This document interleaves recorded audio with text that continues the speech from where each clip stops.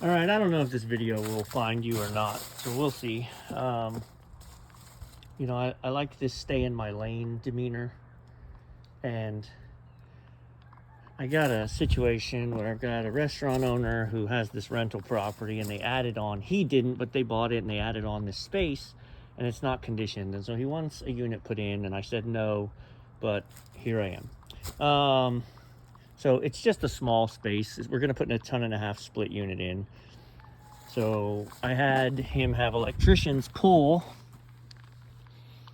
2 30 amps down for me, one for the handler and one for the condensing unit, which here they are. So I have been upstairs to look. There's 2 breakers and they're off. Is that 12 or 10? To me that looks like 12 wire, but he's good. Sure, it's 10. I've got to level a spot to put my handler, and I'm just going to put it up on blocks, and then I've got like some anti-fatigue foam. I don't like building it into the structure of anything because eventually it just starts vibrating through the system, so through the walls and all that jazz. I'm not going to go through the block with the line set, and I'm also going to try and see how the handlers are horizontal, and I was thinking to put it here. And then I can just run my line sets. I'm not going to go through the block. I'm going to go out the sides. We've got wooden siding, you know, right there. We've got a 2x10, so I can pop out that way and then just foam everything up, not mess with the block underneath. The drain line will have to be a thing, so either I will have to punch through the block for the drain line, or I'll have to put a condensate pump down here, which I don't want to do because it's going to be freezing, but we'll figure that one out.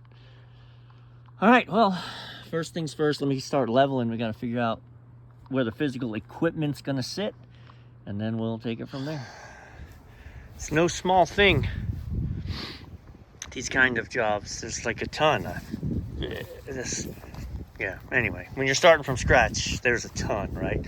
I got to run new thermostat wire. I got to cut in boots and a return and ducting. And yeah. Step 1, level pad.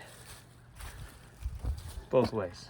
Step 1.2, I had to pull the pad off the wall because I'm going to be the one who has to service this, and I'm not jamming in there like other people do me. Step 3, custom plenum creations by Joe. So this will seat right on, it'll screw right in, and then I've got this all masticed up. I've got it screwed together too. Some people don't screw these together. I do, because it's really going to want to, I mean, the pressure from the supply is pushing out the top. So, all right, like I said, we've got our box that lays on the bottom, so that's done. I've got this set. We're launching 4 takeoffs off of here. One from top left and center, and one from the end. So I'm going to mark and cut those. I haven't even measured where this is going yet. I just wanted to get the plenum done so that I can pack up that part of the operation. Let's get these cut in. Then I'll go and find where I'm gonna support that at. Super Custom Creations by Joe. I seal this up. This isn't mastic tape anymore. This is just cold weather sealant tape. It's a little thicker. It doesn't have, it's not just the material. There's a little bit of goo on it, not much. And that doesn't matter because I'm actually going to insulate this whole box anyway, again. But I wanted to seal up all my screw holes and around my edges, make sure we're good. And again, now we're actually going to run insulation around all of this. Step 4, maybe? I had to find and create a space low enough that I have room to get in and out of the rafters, that I could still get in here and service the unit.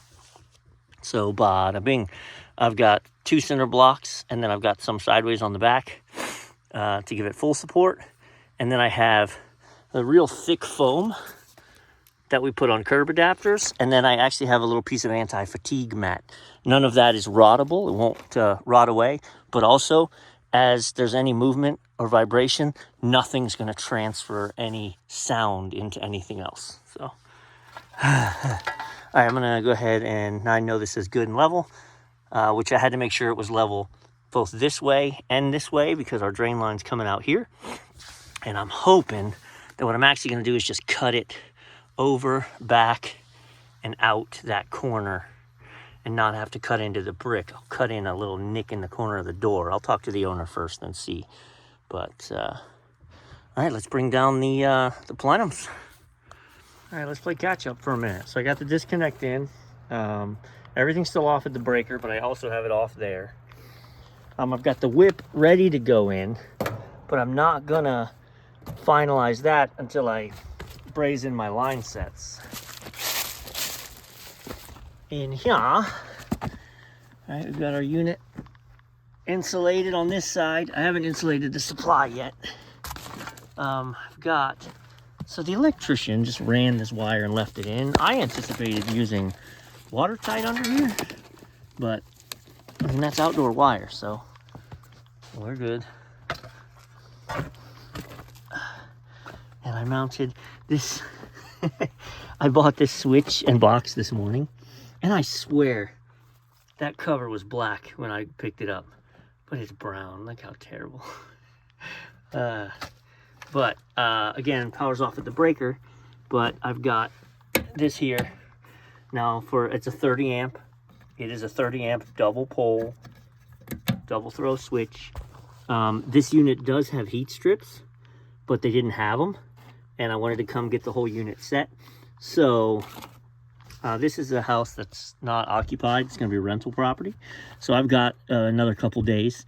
And now I'm contemplating this. 4 blocks. 1, 2, 3, 4.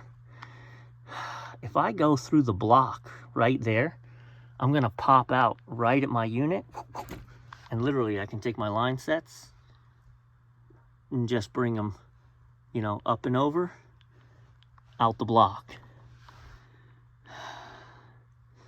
I can tell you I don't have a block bit with me to get the suction line through.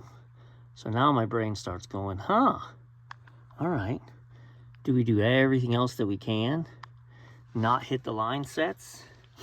And I've still got to cut in ducts, cut in boots. The owner is not here yet. He's gonna be, and I'm definitely not cutting in boots without him here. And then I got to run thermostat wire. It'll run with the line set out to the unit, and it'll also run upstairs. So that's where we are at the moment. Don't look too close, right? There's definitely some things, and I haven't insulated this side yet, but I've got it all sealed up. And then it's got some goodies from, that notch was already in the beam, so I just went out right there. All right, decisions have been made. I am gonna leave. I've packed up. I'm gonna come back. Today's Wednesday. I've got a bunch of stuff booked. I think that my heat strips are coming in on Friday for the inner unit. So I'll just plan on coming back Saturday. I'll punch through this wall at that time, make my final connections. I closed up all the units, covered all the openings just so no critters try to take up occupancy. I took my boots and I set them inside where I think they should go, and I labeled them. So this owner has a this owner has a designer working with them. They're really overhauling the heck out of this place, and it's going to be an Airbnb, so they're maximizing it for beds, right? The more heads you can sleep, the more valuable the property. So where I would traditionally put my vents, maybe right under where they want to put beds.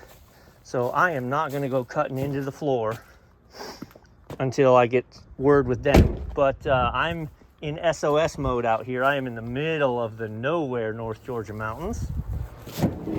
So it's kind of peaceful because, you know, nobody can bother you, but it's also kind of terrible because I can't ask him any questions.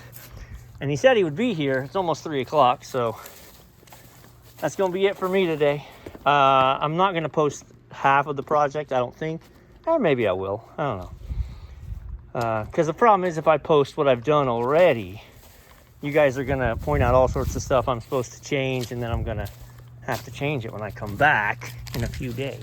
So leave me alone and I'll post the video. See ya.